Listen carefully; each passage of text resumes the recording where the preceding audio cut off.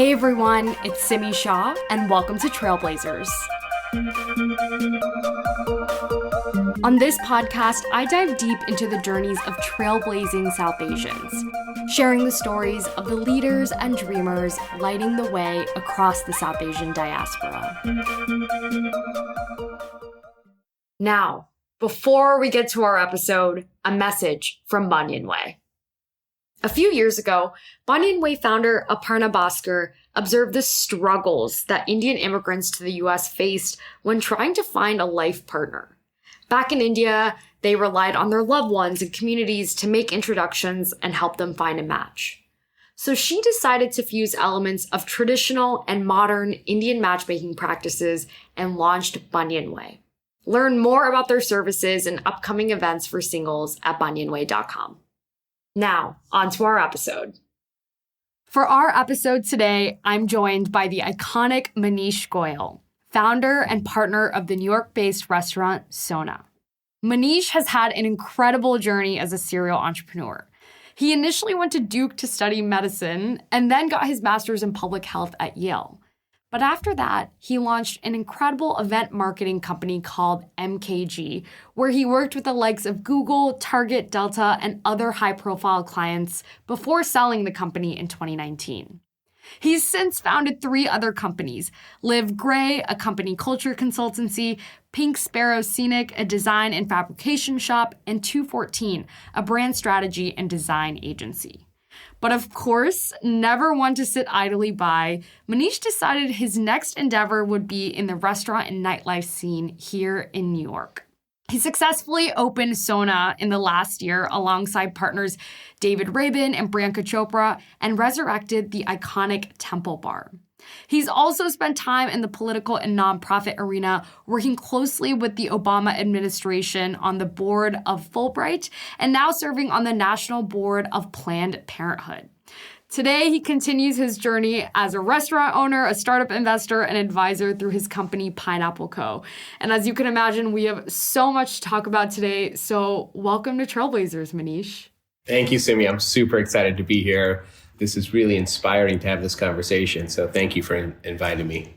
Well, we're lucky to have you here. And I want to start in a bit of an unusual way because I was reading about how one of your major life philosophies is that risk makes life remarkable. Can you share the genesis of this philosophy that you adopted?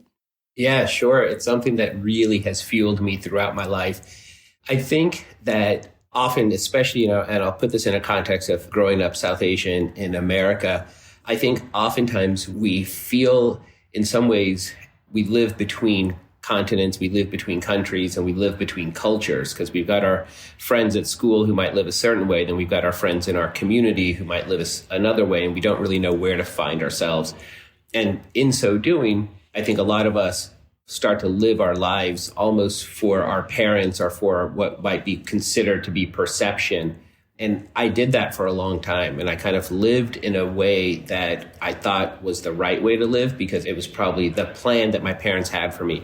And once I started to frankly abandon that, and I started to recognize that there's a huge opportunity ahead for living a remarkable life, but it's going to take a lot of risk. And I'm not going to necessarily have the backing of those that are most important to me, not initially, but I've got to find it from within and they'll follow.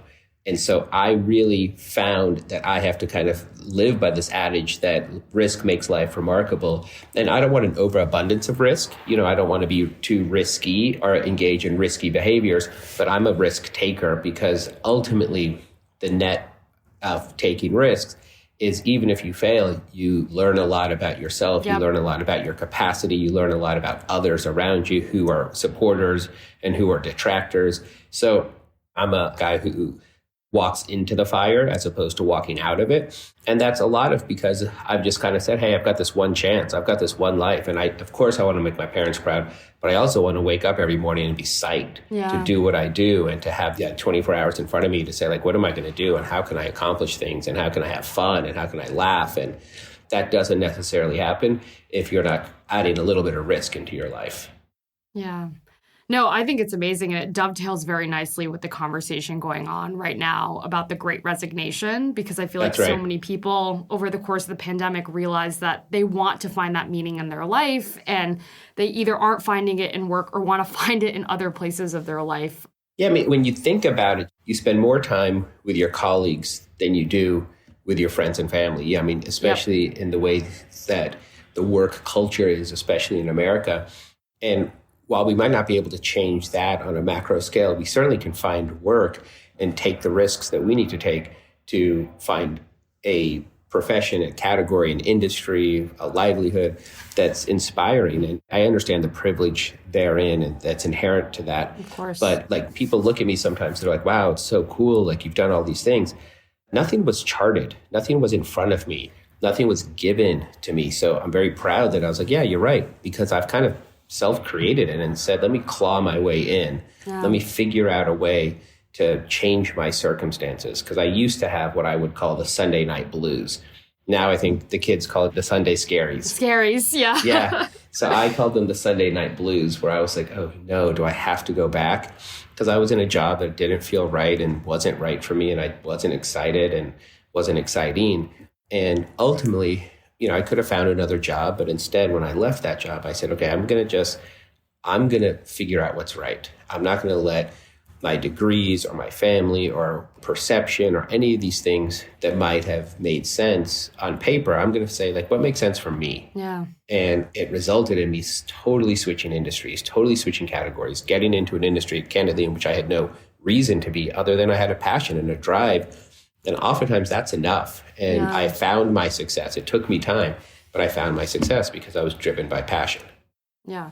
Super, super powerful sentiment. And I want to spend a second on this because I know when you went to Duke, you were initially pre-med. So can you speak to sort of the early innings of your career and then making that left turn into MKG? Yeah. Is there any good Daisy who's not pre-med when they start college? I wasn't, shockingly.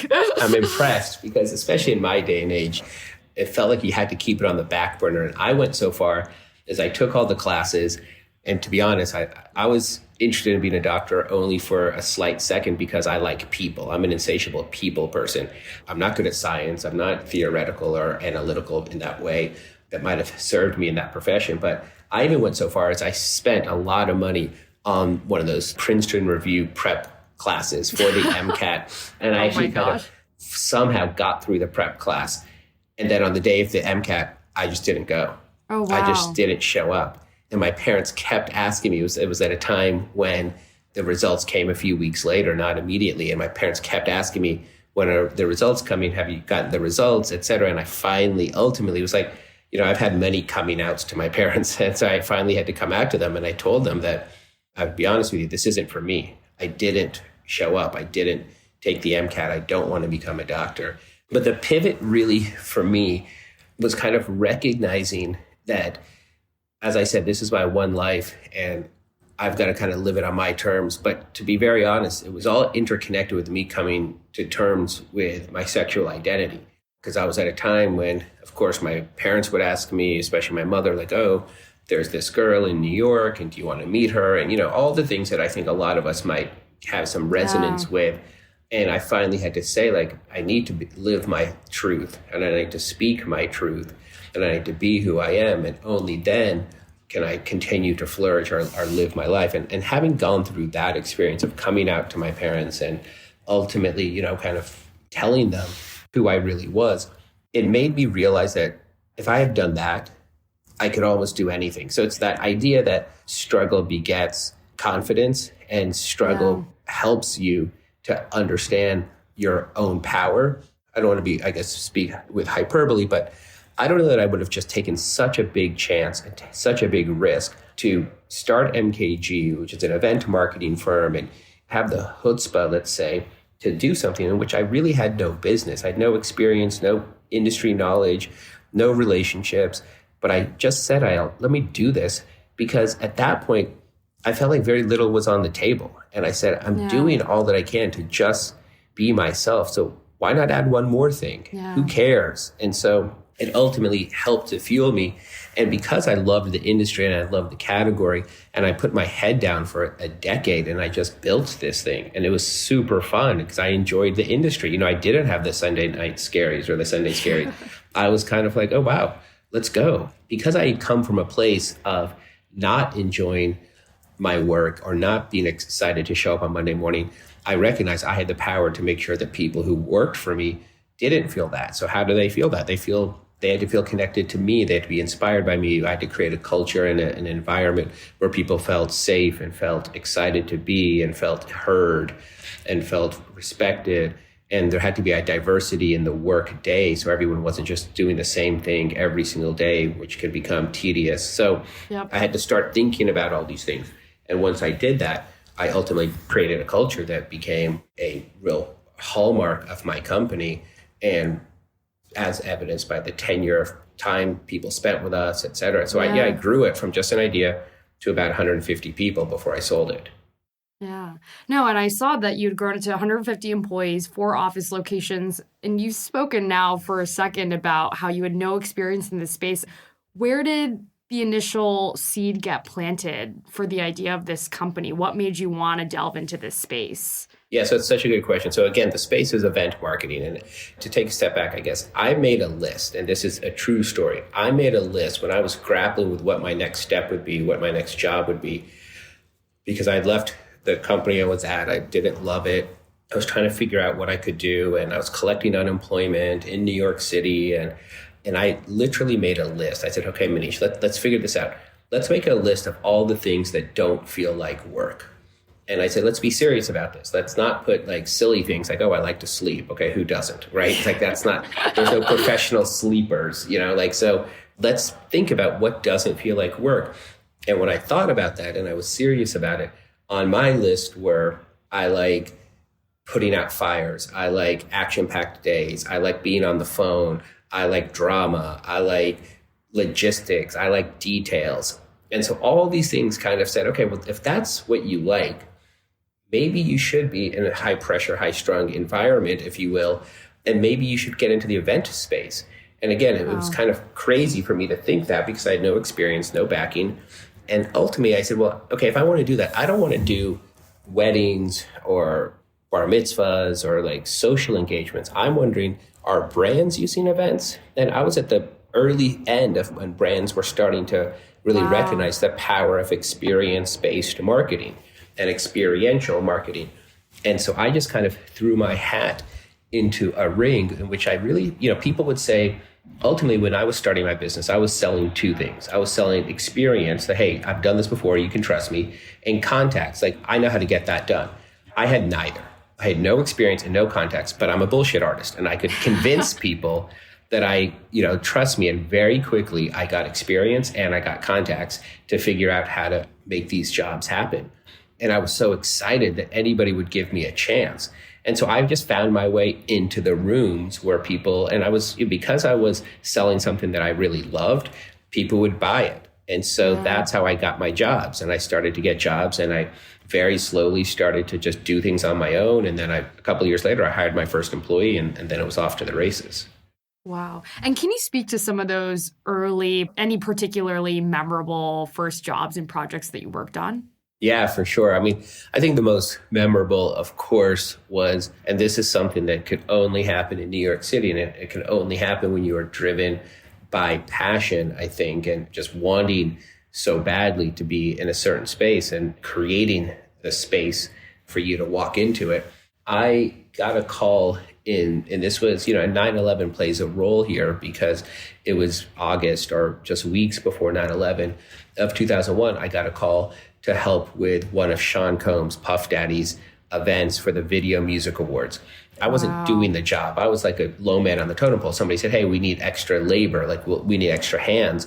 Can you work at this job? I said, great. Like, sure. Like, I'm trying to get into the business. And, and all these brands, Sony and PlayStation and blah, blah, blah, all these brands were sponsoring it. And at the time, he was kind of known to be a consummate event guy. And so I worked at that event. And I remember taking the subway home. It was in Midtown at Tao. And I remember taking the subway home at like 3 or 4 in the morning, whatever it was. And I was like, wow, that felt great. Like, I loved being in that room. Sure, I don't want to be who I am in that room forever because I don't want to just be like the production assistant, moving boxes and setting things up. But who cares? At least I'm in the right room. Yeah. And then, of course, 9/11 happened. And I was living in downtown Manhattan. So there was a curfew and, it was a very scary time, especially to be South Asian. And for many reasons, it was an intense time. Yeah. The first thing to dry up were any ideas of people doing events. Nobody was going to be seen as being garish or over the top or makes sense. And so even though I kind of put in my head that I'm going to get into this industry. Now the industry had evaporated right in front of my face. So wow. I was really grappling with what to do. And then in November of 2001, I got a call from Sean Combs from Puffy's office. And they said, "Hey, Maneesh, we want to talk to you about doing Puffy's New Year's Eve party in Miami."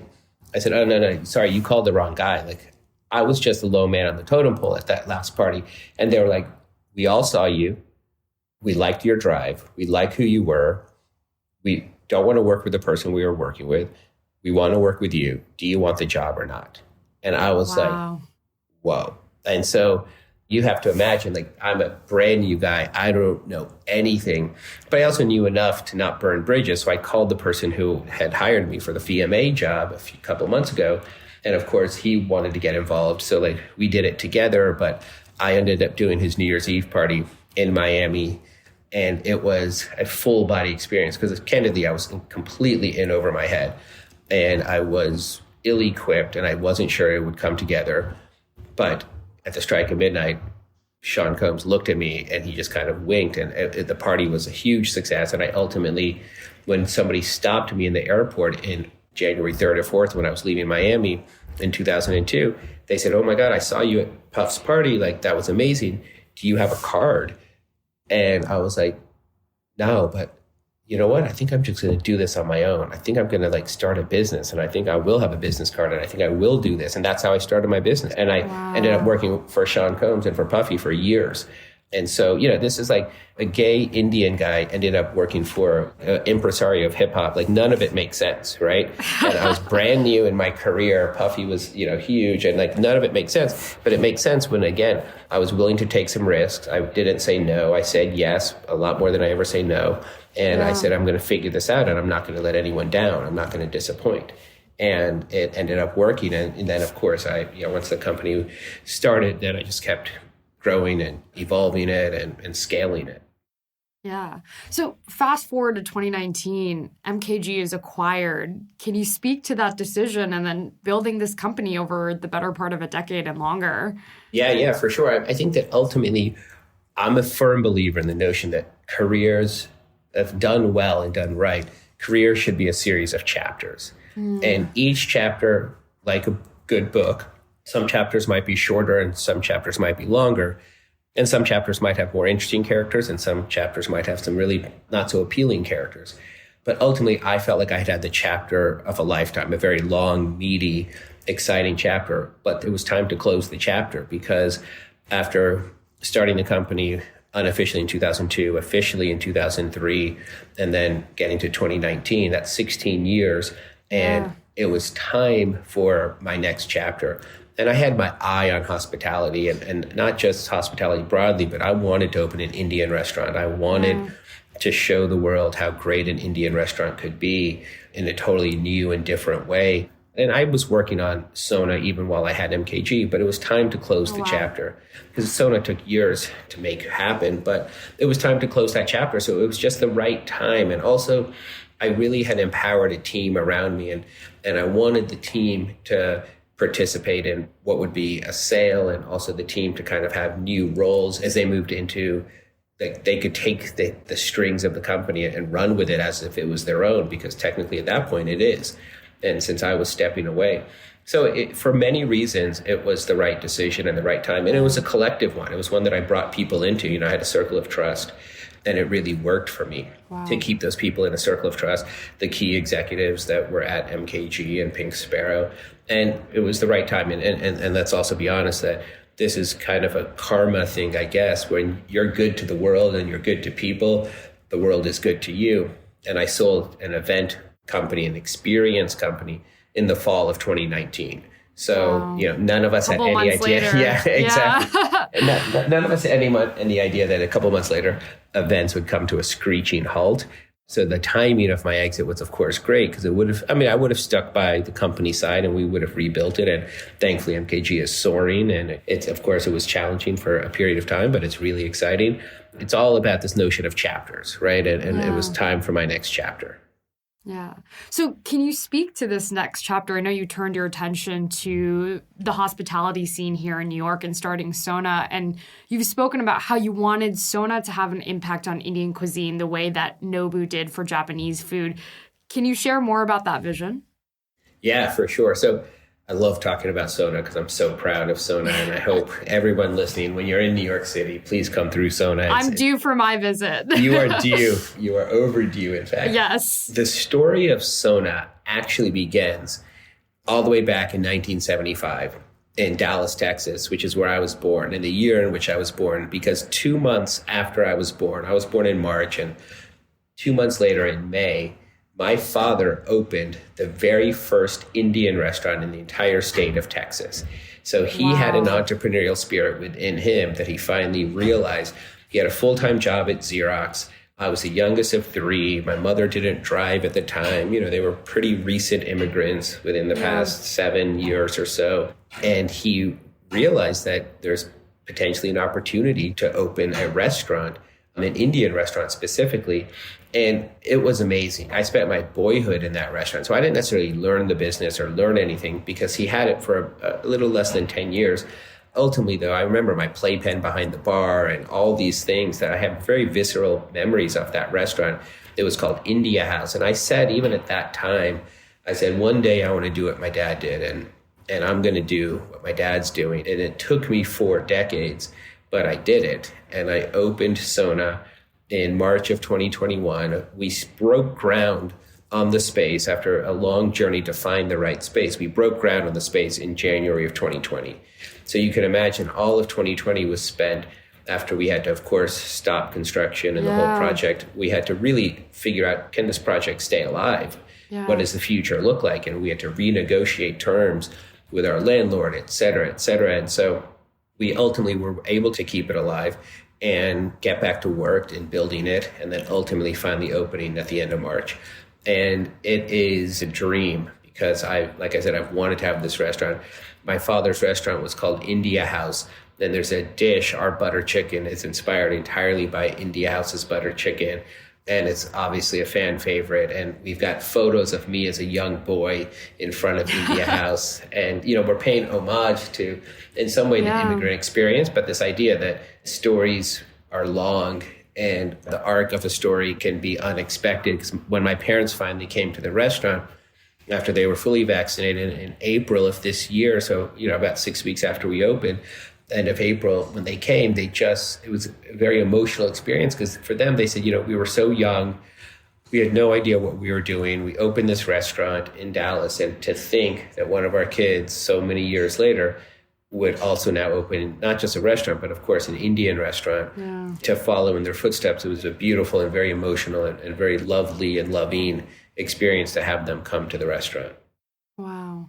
Super powerful. I mean, and it resonates a ton because I feel like so much of the arc of my career where I see it going is similar in that it's taking the entrepreneurial spirit and energy of our parents and seeing how we can take that, a generation or two forward. So that's amazing. And I hope they enjoyed it.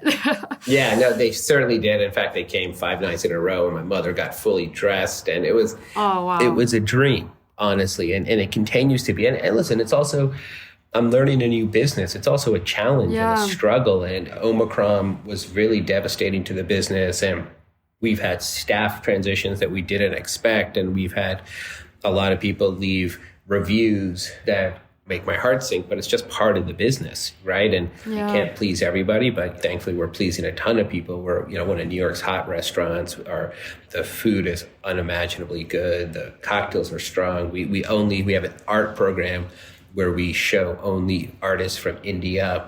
And so we have amazing music from DJ Reka does our music. And so I'm super proud of the immersive experience, the immersive, all-encompassing experience for India. Absolutely.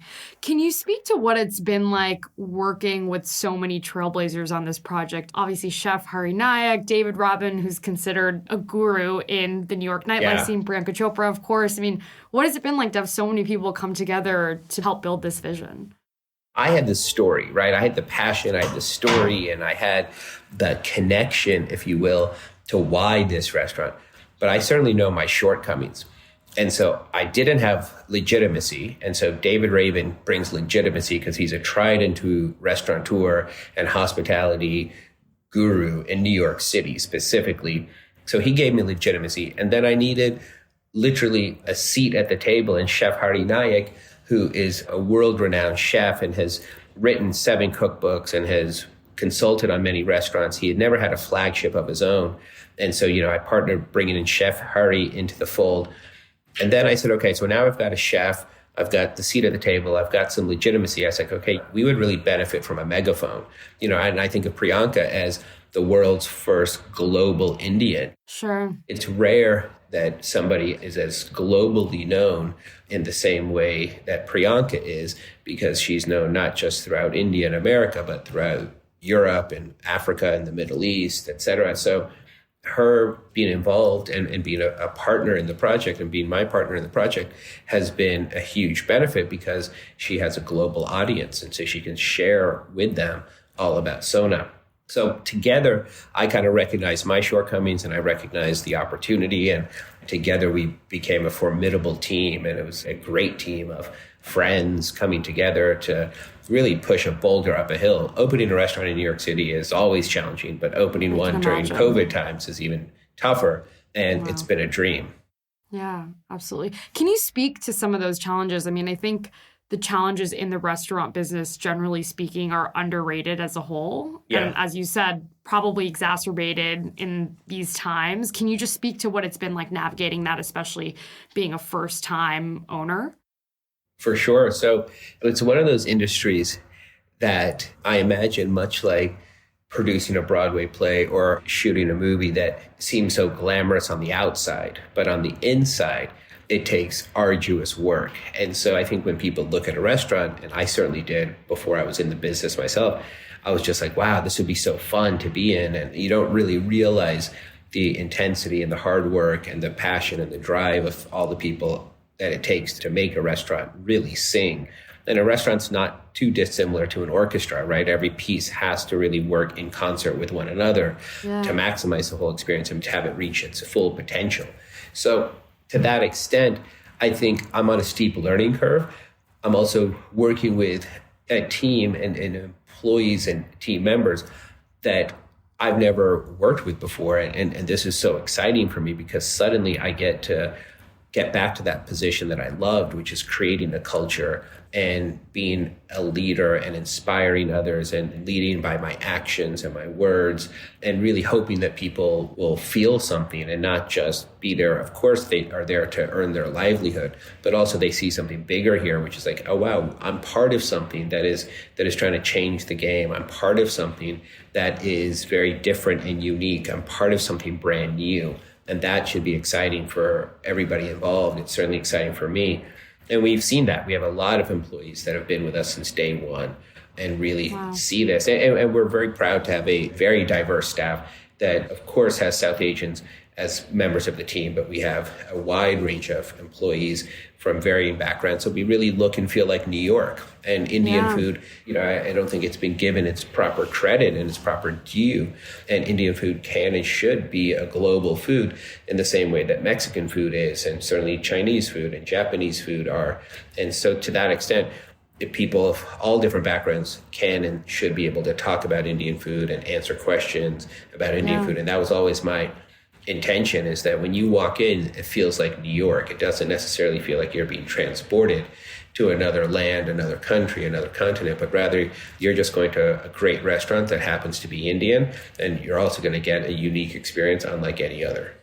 Yeah. Absolutely. Well, I'm super excited to try it. It's been on my list for some time, and Sushma and I are planning to come in the next few weeks. So I love that. Just having this conversation is getting me more excited. Yeah. Something I'm curious about, this is obviously one of your many initiatives. In addition to MKG and now SONA, Some of the other entrepreneurial endeavors you've launched in the last number of years involve Live Gray, Pink Sparrow Scenic, which I know you sold with MKG, and also 214. Can you speak to these ventures and give us some insight into the genesis story again? Yes. So again, I'm an entrepreneur in my heart and in my blood. I like to look for opportunity and seize opportunity when I see it, and also dream things up. And not everything is here for the long term. So some of the companies like 214, an amazing brand studio. And ultimately, when I sold MKG and Pink Sparrow and I really made my pivot to hospitality, I ultimately decided that it was the right time to kind of sunset that company and let it go and let the team all find different roles, but all who benefited from being part of what I'm now calling, or was calling and still called, the Pineapple Co. family. So I kind of create a parent, and then I have many companies below. And I'm not precious about things that might not last forever, because certainly MKG and Pink Sparrow are soaring. And that doesn't mean that 214 has to continue to soar, because everything is kind of there for a reason. But one of the things I guess I'm most excited about right now in the entrepreneurial experience is I am launching yet another company very soon that is born entirely out of the experience of dining at SONA, and really the keen eye that we put towards the experience of SONA, from the dishware, the plateware, all the goods, let's call them, all the goods that make the SONA experience when you come into our restaurant on 20th Street. I'm creating a separate business that we're launching in the late spring of this year called SONA Home. And everything is going to be retailed, because we've had such a reaction. This was not an expected business. This is, again, looking at opportunity when it's in front of you. And as soon as we opened our doors on March 26th, more than half the people, and this still happens today, almost 11 months later, half the people will sit down at their table, they'll look at their plate, and they'll smile, and they'll immediately turn it over to say, what is this plate? Where is it from? I've never seen it before.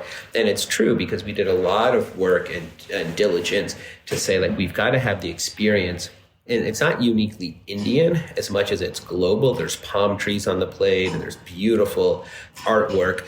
A lot of people don't think of palm trees in India. And of course, India is very tropical, and it's beautiful, and it's got a whole beach culture, even well above and beyond Goa, that is beautiful. So we're really just kind of having people reconsider what it is to be India and to be Indian, or to have an Indian experience. And part of that is manifested through the plateware and manifested through everything that we have. And so once I saw this opportunity, I said, people love this. Then people started to say, hey, can I buy these? And I was like, well, no, we have people coming tomorrow. We need those plates. And so, but I said, but hold on, maybe we can figure something out. Then we're going to launch with about 45 products, table linens and napkins and placemats. And we have beautiful lamps on our tables at SONA, and the lamp shades are made from vintage saris that we cut up. And so we're gonna retail the little mini lamps, and we've got wine coolers and all different product. And so it's a very exciting time for me as I think about how SONA can continue to soar. And of course, I want to open other SONAs. That's certainly in the works and in the cards. But in addition, as I work to open other SONAs, I'm also working to launch SONA Home, which, as I said, is going to be launching very soon. It'll be direct to consumer for now, and I'm sure at some point we'll have wholesale and retail partners. But for now, we're going to go direct to consumer. So yes, stay tuned for the launch of SONA Home coming up very soon. Very, very exciting. I mean, it's just so obvious that you're a dot connector, you know, where opportunities present themselves, you're going to bite. I think it's awesome. And I'm sure a lot of us are going to be investing in redecorating our apartments with the help of SONA Home. So that's right. Excited to see that. Yeah, you're going to love it. And it's really proud as a lot of us, especially our generation and different generation, I should say, are kind of rethinking and reconsidering what it means to be at home and what it means to have people over to your home. It's really nice to feel proud of what you put on your table and how you invite people over. And so, yes, that's all part of it. I'm a big entertainer. I've built a life around inviting people over, and I enjoy it immensely. Yeah. And so this is all part of, a manifestation of my own interest. Absolutely. I was reading a feature about your home here in New York and how so much of the furniture and design is inspired by Indian culture and, of course, your mother's old saris, and you hired an Indian interior designer, and it just seems like South Asian culture continues to manifest itself throughout various elements of your life. Can you speak a little bit more to that? Yeah, for sure. So it seems to me, I guess as I get older, I'm even more interested in allowing South Asian culture to permeate and be part of my life. In some ways, to pay tribute to my amazing family, my parents who risked so much and really came to start a life, a brand new life. So they had an immigrant experience that I will never understand or can never walk in those shoes.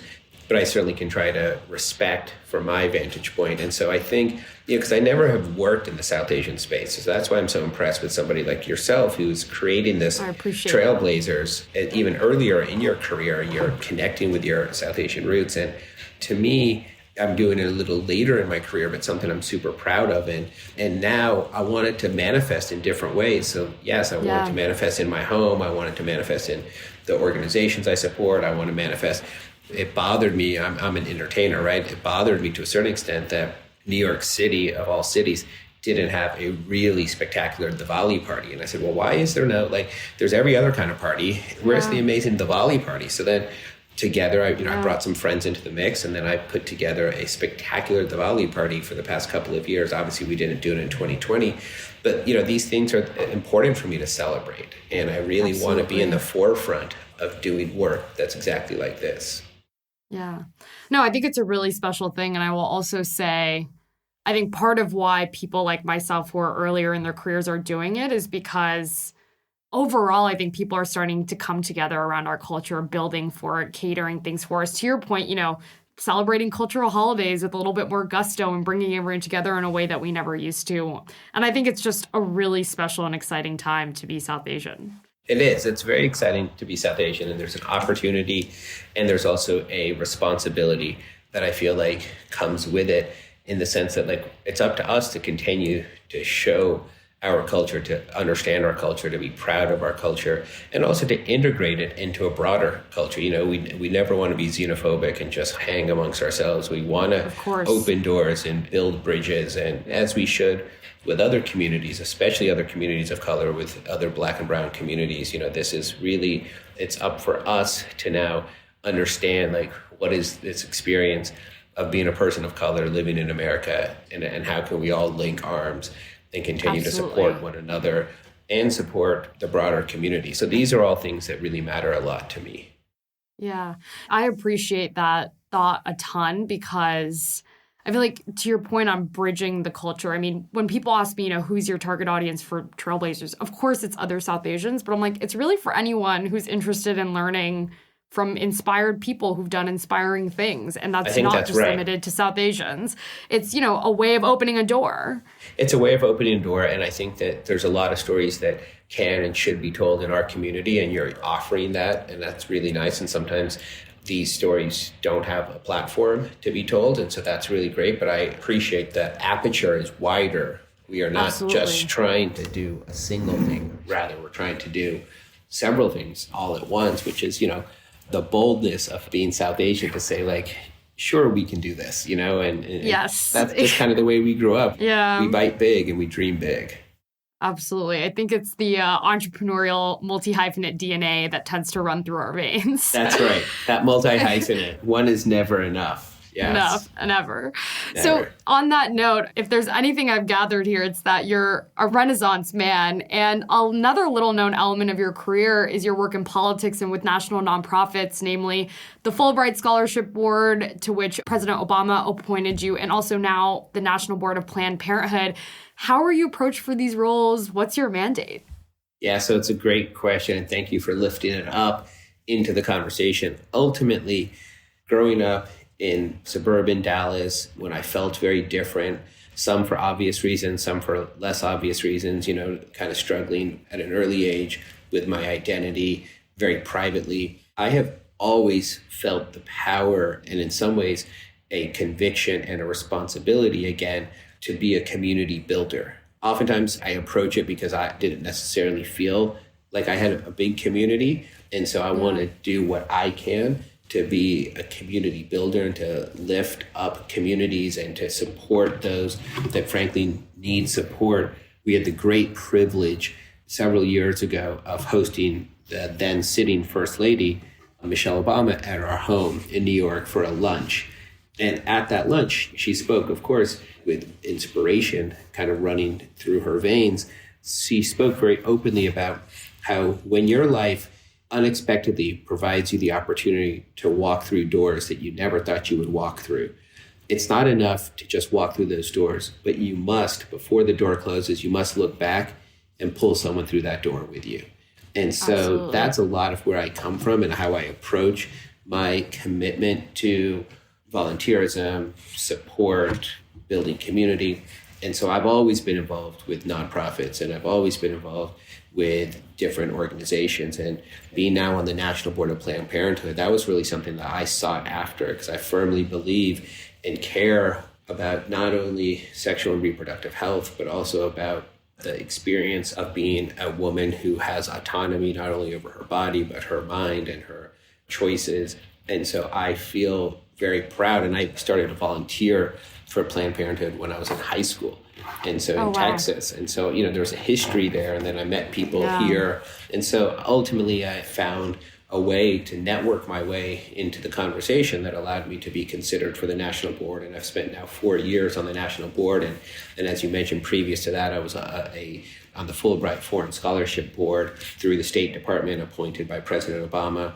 And that was really because I've done a lot of work on the president's campaigns, both of them, but also because I built relationships within the administration. And so I had friends there, and they asked me, do you want to serve? And I said, well, I don't know even what that means. Like, I want to support my country, but I've got a full-time job. And they said, oh, no, there's boards and commissions that the president has to appoint people to. And I said, it'd be an honor.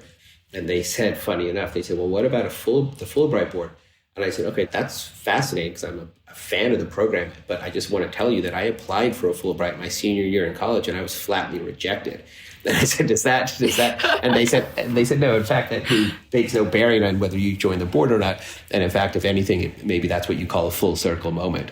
And so, so I had, in the State Department, I had to give some remarks after I was officially sworn in as a member of the board. And I shared that story to say, I didn't actually get to become a Fulbrighter, but now I'm reading applications on behalf of other Fulbrighters. So it's very poetic. And I gave a lot to that program. I was on the board for 5 years. And there's many other ways in which I try to continue to build and support communities and support people in my life who come into my life. And I recognize hey, I might have an opportunity to help this person. That's a lot of what I like to do. Absolutely. I want to double click on the community responsibility element you touched on, especially as it's tied to your identity. To be frank, you're the first openly gay person we've had on this podcast. Yeah. And obviously, it's a tough conversation within our community. I think we've made a lot of progress in this front, particularly with younger generations. But I imagine growing up in Texas in the 90s in a South Asian family, that was a tough journey. Could you speak a little bit to it and advice you have for young South Asians who are struggling with that part of their identity today? Yeah, no, I'm so glad, again, that you're bringing this up, because I certainly had no one to look to and had nowhere to look. And as we all know, your mind can be one of your most valuable assets, but it can also be one of your most cruel adversaries, your own mind. Yes. And that's obviously why you see the high numbers of suicide amongst LGBT youth and teens. For me, there was a time in my life, because of the lack of visibility, where I had convinced myself that I was the only Indian gay person in the world, because I didn't know any other. And so while it's ludicrous to think about 1 billion plus people and you're going to be the only one, but if you don't know any others and you've never seen any others, then why would you think differently? And again, your mind is in control at this point. Logic and reason aren't in control. And so I was like, how do I fit in? Because I cannot imagine being both. I can't imagine being Indian and being gay, because there was no space that was ever created. Yeah. And so I'm so happy that now space is being created. There is visibility. Things are changing, both here as well as globally, to recognize, okay, there are legions of people who are very much a part of our community, but they were born differently. And that difference, just like people with light skin or dark skin in our community, all skin color is beautiful and needs to be recognized as such. The same way, all identities are beautiful and need to be recognized as such. And who are we to say one is more important or one is more valuable than others?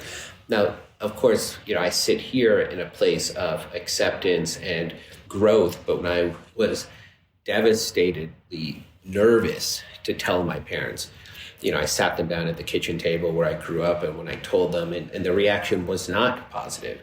The reaction was one of shock, frankly, judgment, but also concern about what they did to cause this, what they could have done differently. Should I have put you in sports? Should I have done other, what did I do to cause this? And I had read enough about knowing what it's like to come out to your parents, and especially South Asian parents, that you kind of have to let them speak and let them go through it and not take anything too personally, if you will, at that time, because they're reacting, and reactions aren't necessarily coming from the best place. And ultimately, those reactions over time, they don't want the rest of the extended family to know. And then you flash forward many, many years, and I'm having a big Indian wedding, like the Indian wedding of my dreams to my husband. And so then the whole family is there, and it's, there's wide acceptance. And now my mother feels like she is such a proud advocate. She tells me every Hindi film that has a LGBT storyline or anything, she's like, so it's just a remarkable journey, but it's one that started, I hope for younger people, will start with a lot less angst. And I know it because I get DMs from people all over the world to say like, wow, I look at your Instagram and you live so proudly, you live so out, and it's so inspiring, and it's not the way I can. I'm so scared and I'm so nervous, and my heart goes out to people like that, and I just respond as much as I can to say like, listen, it is true that it gets better, and it is true that the world is changing and acceptance is brewing, and you need to just kind of, in some ways it's why I gravitated towards New York City. I have siblings that don't live in New York, and I had to spend time in New York before I moved here, but I found a place that I knew I could be accepted and where I could find a community. And I'll always remember the very first time I heard about something called SALGA, the South Asian Lesbian and Gay Association. And I went at the community center, the LGBT community center here in New York City. They had a meeting, and I very knee shaking. I walked into this room by myself, had no friends, shortly after I moved to New York, and it was a Saturday morning support group. Everyone's sitting around in a circle on chairs. And I walked in, and as soon as I walked in, my whole life changed. And honestly, I was like, oh my God. I was like, there are people like me who understand me.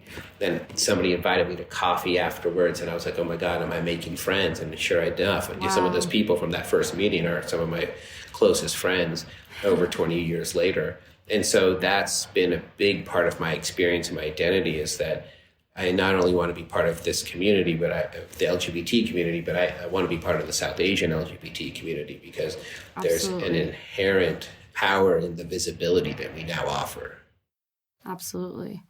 Thank you so much for sharing that. I mean, it's inspired, and clearly you're a model for so many young South Asians who are navigating this right now. So thank you. No, of course. Thank you for asking.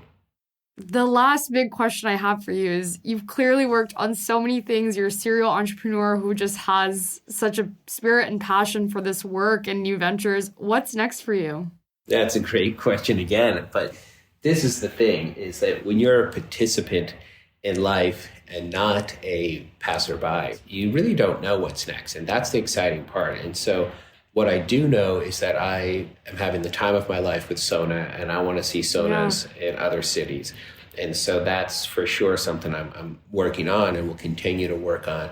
And I also want SONA on 20th Street, our flagship, our home, our first restaurant. I want it to continue to be great. Right now, we're in the midst of planning what we're going to do for Holi coming up. And we're, I was like, exciting. Just the way I was like, Diwali needs to be celebrated, Holi should be celebrated. We're the people that should celebrate it. And, all these things I think that really matter to me are like, how do we just infuse newness and infuse opportunity into a life? And so there will always be new projects. As mentioned, I'm launching SONA Home soon. Yep. And so there will always be new projects, and I'm always open and ready to think about what new projects are. People will sometimes say like, oh, you have so much on your plate.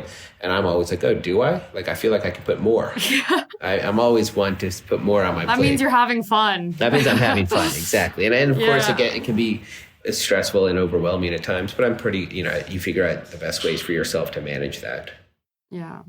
Well, super, super exciting. It's been such an honor having you here, and I'm so excited to see all that comes out of SONA Home. If you're looking to open SONA in Atlanta, please keep me posted. I will, for sure. But Maneesh, thanks so much for joining me on Trailblazers today. I can't wait for others to hear your story and just be inspired by the entrepreneurial zeitgeist and spirit that you bring everywhere. Thank you. I appreciate you. Thank you for having me, Simi. It's a pleasure.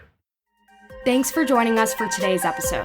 If you want to get new episodes straight to your inbox, subscribe to our newsletter at southasiantrailblazers.com and follow us at South Asian Trailblazers on Instagram, Facebook, and LinkedIn.